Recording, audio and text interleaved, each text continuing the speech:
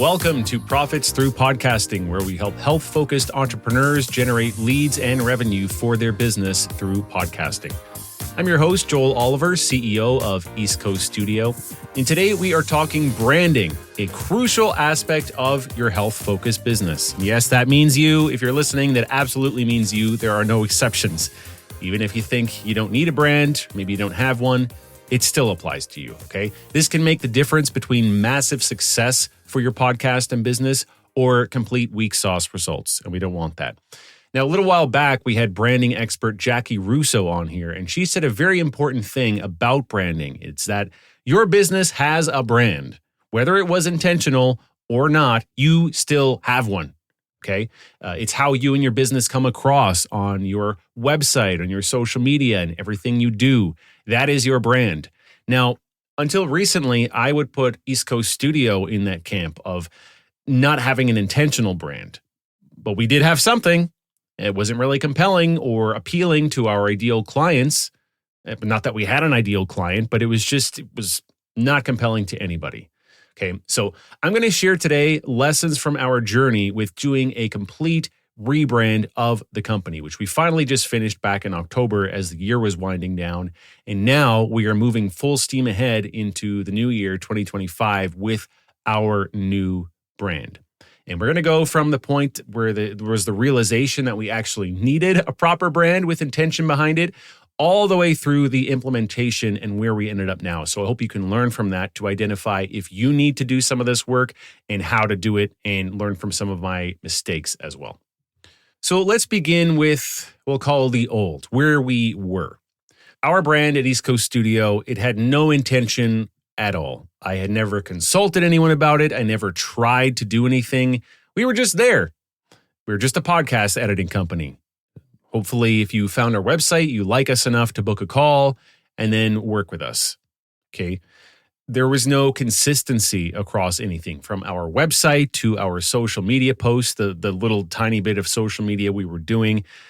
There was no set colors, no fonts, no look, no consistent language and messaging, nothing. At one point, since we are a Canadian-based company, we had the .ca website. We emphasized that we were in Canada, and we hoped, well, at least if people in Canada are searching for a podcast editing company, they would find us and think, hey, I want to work with these people because they're a little more local to me. But listen, that did work to some extent, but that is not compelling enough, and it's just not good. You need to do better than that. Okay, being in the same country is not really a selling point, as we learned. And so we were quite frustrated a lot of the times with the inflow of leads through the business. One thing I would say a lot is, how come people are coming to our website? They are searching for a podcast editor. They are landing on our website for one reason or another through organic search or ads. And then they don't follow up. They don't book the call. They don't contact us. I mean, they need a podcast editor, don't they? We are one. We have a website. What is going on? I would be banging my head on the wall a lot trying to figure that out. We did a pretty good amount of business through referrals and some online marketplaces, but we had no real control over it. No ability to push growth or scale it up or optimize and improve the results. We were just there and just had to take what we would get. And things did well for years. The business grew, but I wanted more control. I wanted to know that I could ramp up marketing and increase revenue and sales if I wanted to, not just sit back and take whatever happens to us. Okay, so I had been thinking for a while, what do we do next? We were trying a bit of marketing stuff, but nothing was really working. That was mainly some paid ads. We were doing some blogs, a very poorly done Instagram page. It just seemed like we were not able to get over this plateau. So that's where the company was. Now, I want to move into why we learned and decided to make these changes and rebrand and choose a niche and that sort of thing. So this whole part of the journey started from working with a consultant, a business consultant, who I just met randomly at a networking event. And if I hadn't met that guy, I don't know what would have happened. I'm sure I would have kept fumbling for a lot longer. I don't know if I ever would have figured out what I did from him, if I would have known who to look for and made the leap. One of the things is that hesitation. You have to spend money. You have to start doing something different. that can be nerve-wracking. And you just think, well, I can't afford this, or I don't want to do it. I don't want to waste the money. I'm not sure if this is right. But because I met this guy and we became friends to some extent, I had some trust there. And I knew from his experience that perhaps this was a good thing to do. We should move forward with some help because whatever we had been doing, it just hadn't been working. Where we hit that plateau, I don't know how to push past it. What do I do? And this person has the answers. So one of the first things that he told me once we started digging into the company was that we were thinking about marketing all backwards. He posed the question, how can you serve an ideal client if you don't know who it is? Because at that point, like I said, we were doing some paid ads and I didn't know why it wasn't working. So I came to him with that question, why aren't the ads working? And he's asking me, well, who are you talking to? And I said, I don't know. He said, well, if you don't know who that is, how can you possibly appeal to those people? How can you speak to their issues? I thought, well, that's a pretty good point. Maybe this whole just existing as a podcast editing company for anyone that needs a podcast edited doesn't really work, or it only gets you so far, at least. So in this working with him, we declared that the first step was going to be identifying our best clients. He wanted me to do some homework, look at your top clients, the ones you love working with, the ones that pay on time, the ones that are doing consistent episodes, you're getting the most revenue. What are the commonalities amongst these top clients? You just love working with them and you wish that all of your clients could be like these people. Once we figure that out, there are going to be a whole bunch of compounding benefits. And that's what we came to discover. First of all, they are easy to work with and they pay more. So you can actually have fewer clients, but spend more time with these people and get them better results. So it's a win-win. There is a synergy having a similar type of client within your business. You can connect them to each other. You are learning about things that you can share with all of them. You can focus in on the things that really will help those specific type of people. You can provide more value to them, right? With that freed up time, I can focus more on learning about the niche. Like I'm saying here, I can have my finger on the pulse. I can understand exactly what problems these clients are facing and how to solve them. I can have more one-on-one time with them. When I was just spinning our wheels, working for low budget clients, doing low cost projects, I'm just too busy with those projects to do anything else. But when I get time freed up, I can spend time on learning how to help serve my clients better. It's just great, the compounding effect here. You'll do less work, but earn more money and help your clients get better results. So this all sounded really, really good to me, figuring out who these people are, right?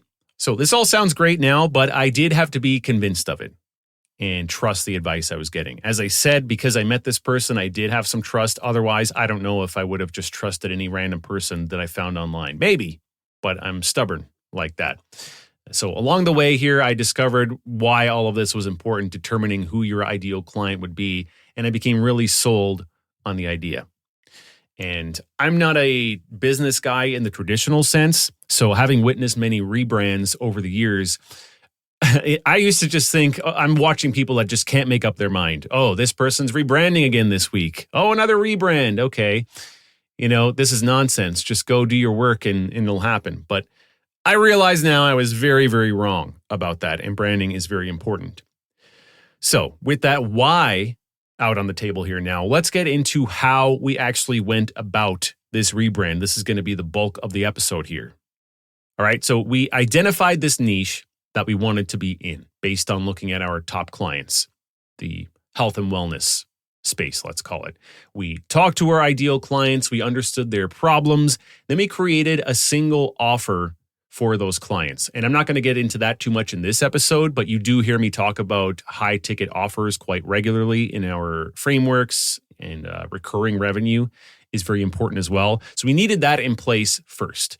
If we're just going to do these little one-off jobs or people that weren't serious, paying us almost nothing for an episode here and there, it's hard to make money from that in a reliable way and do marketing and have an actual marketing budget, right? So we needed to have this high ticket offer that had better margins for us. We could serve our clients better, and it's for a specific type of person. That's for another episode, but that was a crucial part.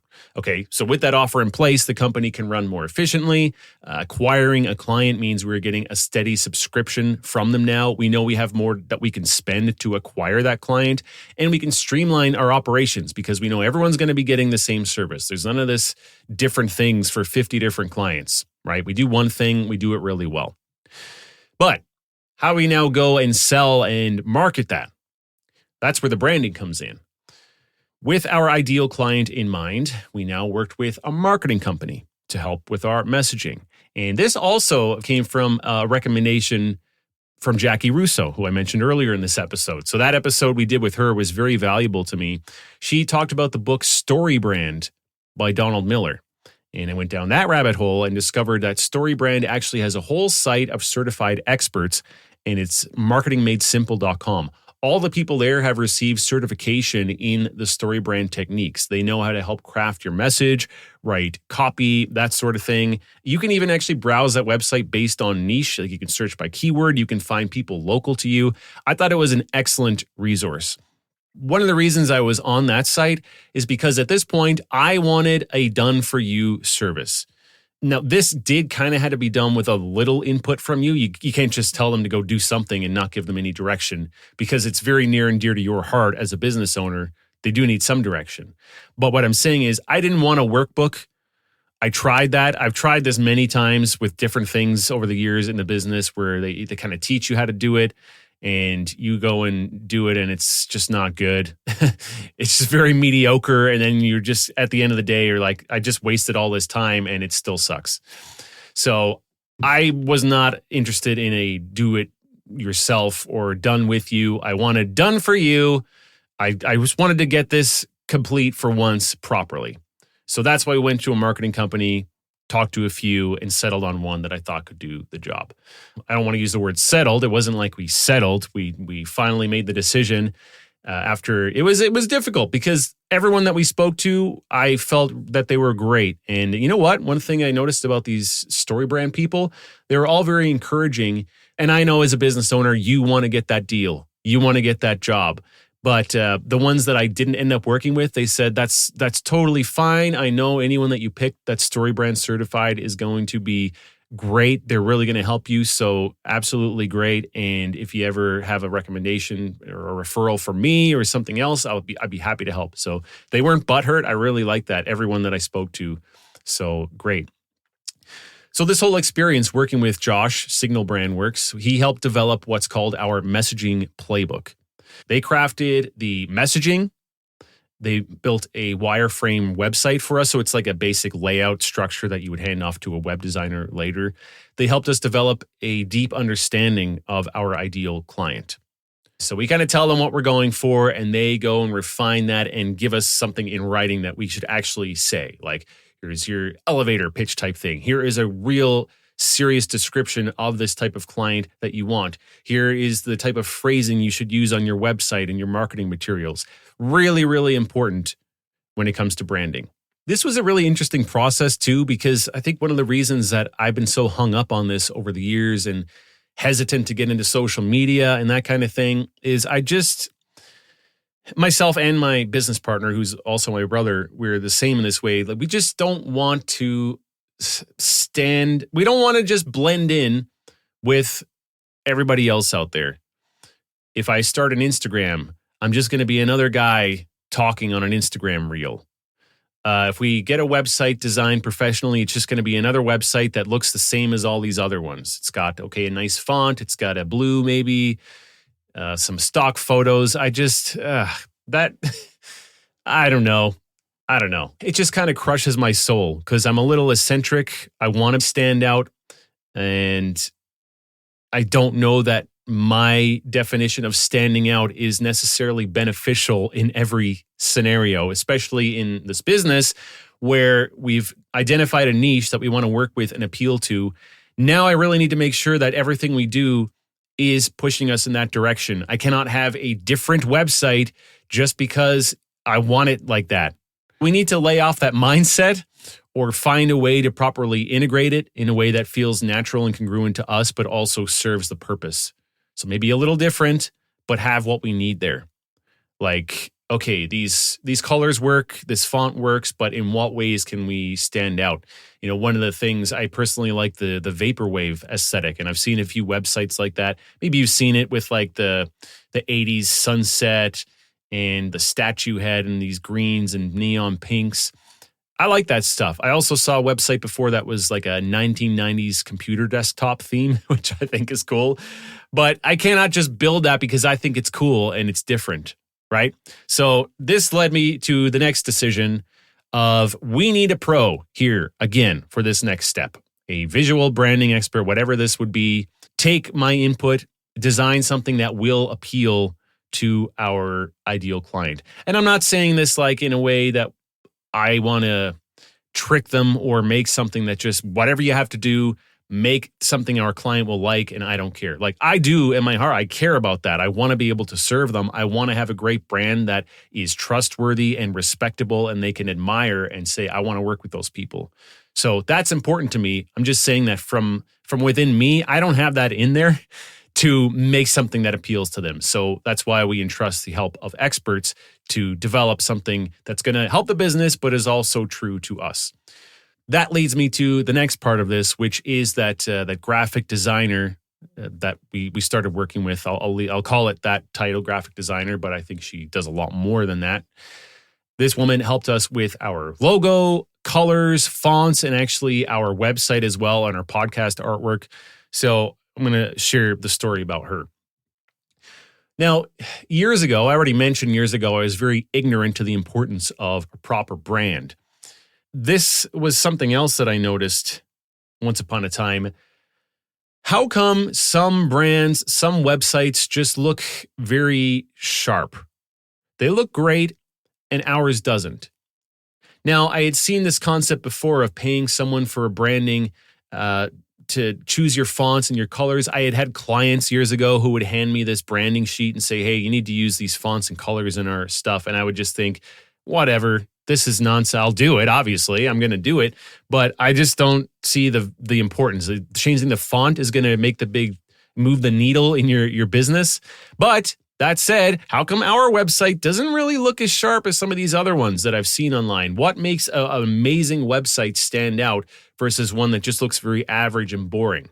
So I knew there's something there, but I was just not really understanding what it was at that time. And now, these days, I do really understand that. And I'm kind of ashamed that I didn't clue into that sooner and get help with this sooner, because I'm so happy with how things turned out now. But this business has been around for quite a few years without a real identity or brand. So that's on me. And if there's one thing you can take away from this episode, it will be that you do need a brand. You need to have an intentional brand, and you should get to that sooner rather than later, perfecting that and moving forward on that path. And it may not be perfect the first time. You may have to pivot and change multiple times, and that's fine. But what's the saying having to do with fail fast? You just get it done. If you're going to have to learn the hard way, make mistakes, you just might as well get going on it right now. Don't wait years like I did. Something else here too, I had dabbled in some of this stuff over the years, whether it was with myself as DIY or with some different contractors. And when I worked in that way, I noticed nothing ever flowed. Like the website was just there. The way it was bad, the copy was bad, the logo was generic, the colors were nothing. Like the web designer, I would go get a web designer. They made a website, but they didn't get any input from me about here are our brand's colors. They didn't have any understanding of any specific niche or person that we wanted to appeal to, or what type of color and font appeals to those people. Everything was just discombobulated. So that didn't work well. I like the idea of having one person or a smaller number of people work on something as a whole, where the entire goal of them is to make something that has synergy and works together well. It's complementary and it's all part of the same package, not just plucking, a logo from one person, a website from someone else. That did not work. So the person I ended up working with for this, I got her as a recommendation from a friend. And it's funny, I actually met this friend completely randomly. And then the whole situation was random because him and I were at a cafe getting some work done. And I was saying, man, I am fed up with this, because at the moment I had been trying a freelancer again to make a new logo. I had been into this branding thing. I wanted a logo, tried someone on a cheap website, and I got a whole bunch. I don't even know if AI made them or how this person created these, but there was a whole bunch of terrible, terrible logos that they got me super quick. And I was venting and saying, What is going on with this? Look at these logos. It's terrible. How can I get someone to do a good job? Because I was so disappointed. I don't know how much it cost, maybe $100 or something. I had no reference for what it should cost.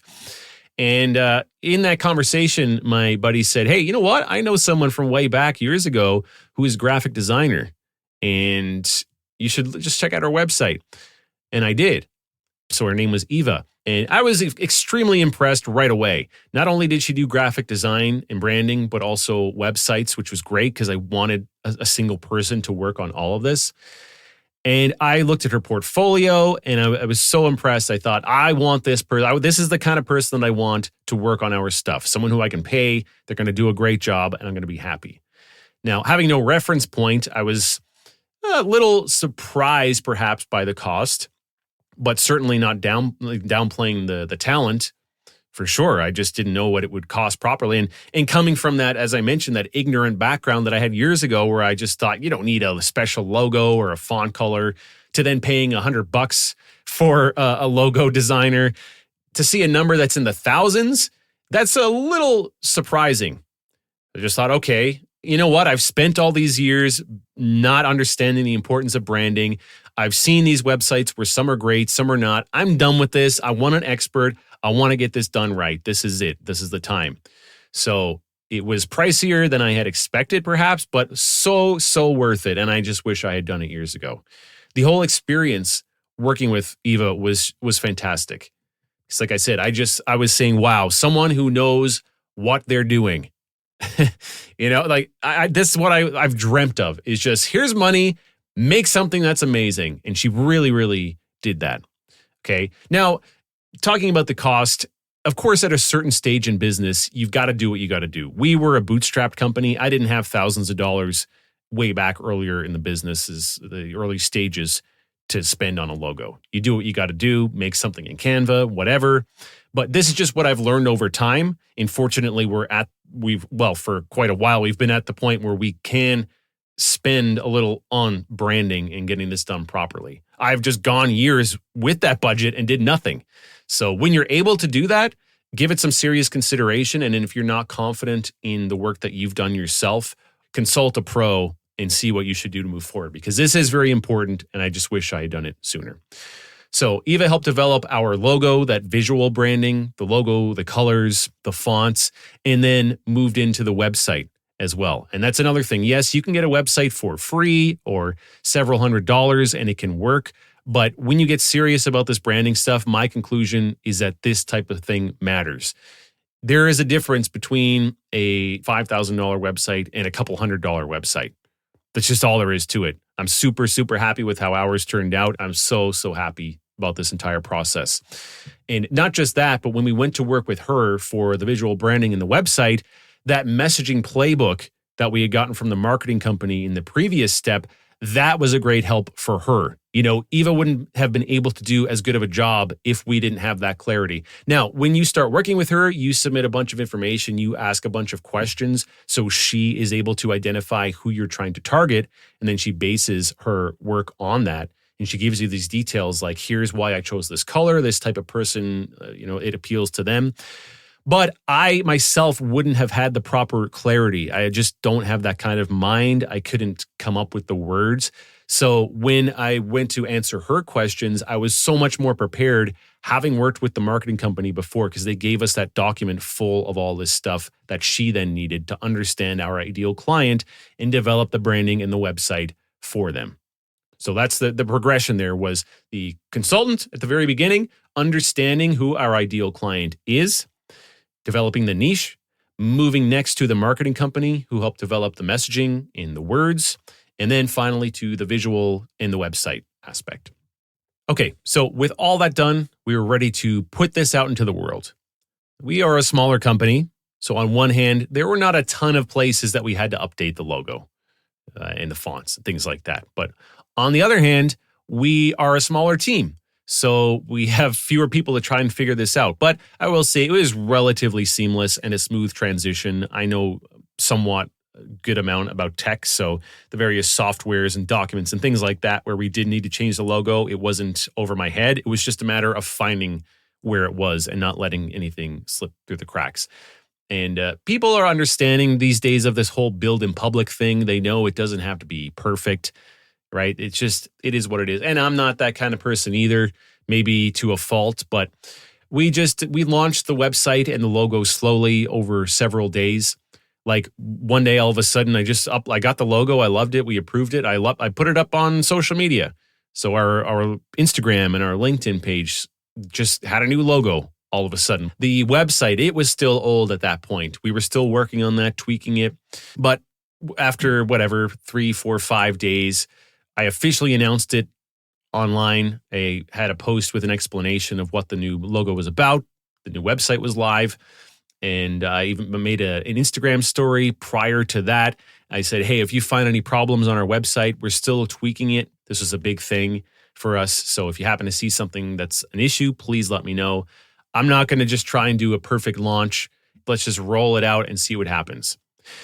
The podcast, that branding shifted as well. And because of the ordering of things and working ahead, some of the episodes ended up having old branding still, and then some had new, and then it would go back to the old, it'd be out of order. Again, I'm just not really the kind of person who cares that much about this. Now, I'm sure there's an expert out there that would tell me that this is a bad attitude, but we're small business owners. I can't occupy myself with all these tiny details that just really aren't going to make a huge difference at the end of the day. I think it's all going to work out in the wash.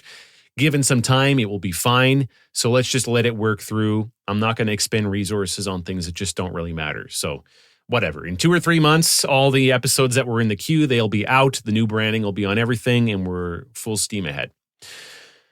All this took a lot longer than I expected. We were still learning along the way. I was dragging my heels at times, not really knowing what to do, who to consult with. But finally, we got it done. It's such a big weight off of my shoulders to have this completed. We had a lot of things, too, that were waiting to go. It's like we were at the starting line of a marathon, just waiting to hear that shot, and it just wasn't happening.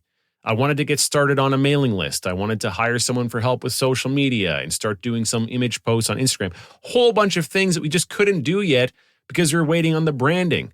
I wanted to reach out to podcast guests in the health and wellness space, but I can't do it and tell them, hey, in a couple of months, we're going to be having a new website and everything's going to be in this niche. It's got to be there when they go look at your website. Otherwise, you could be wasting your time. So there's a lot just riding on that, waiting, and a lot of work that went into the project. So it was nice to finally have all that behind us and say, here we are. We've got our brand. I don't need to think about developing a new website every day anymore. It's done. On to the next thing. We've got our solid brand and website in place now, and we can move on.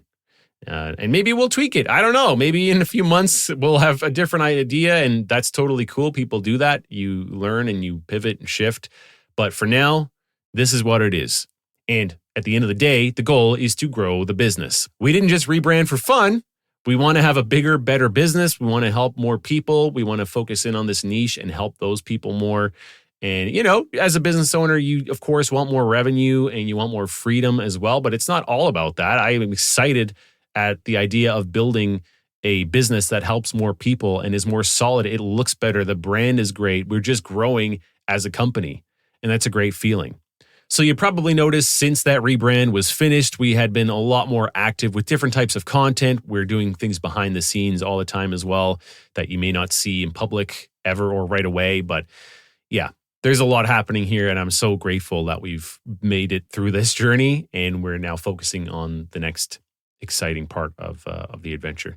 So thank you so much for listening. I hope this was insightful to you. Really, my intention of doing this episode was to share my lessons. And as I said, the number one was being not doing this soon enough, not even considering that branding was important, and then kind of messing around along the way. And I should have just had it all done and figured out a lot sooner.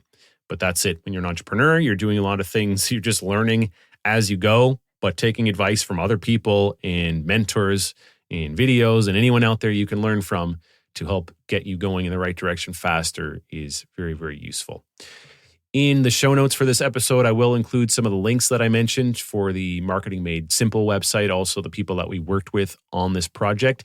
If you have any questions, feel free to ask. I don't have all the answers, but I'm happy to discuss and try to point you in the right direction. I hope this was useful. So thank you for listening, and we'll catch you on the next one. Join us again next time on Profits Through Podcasting for more tips on how to turn your health-focused podcast into a lead and revenue generation machine for your business. And if you're ready to let a team of professionals handle your entire podcast production workflow so you can free up time and focus on the most important tasks in your business, visit eastcoaststudio.com.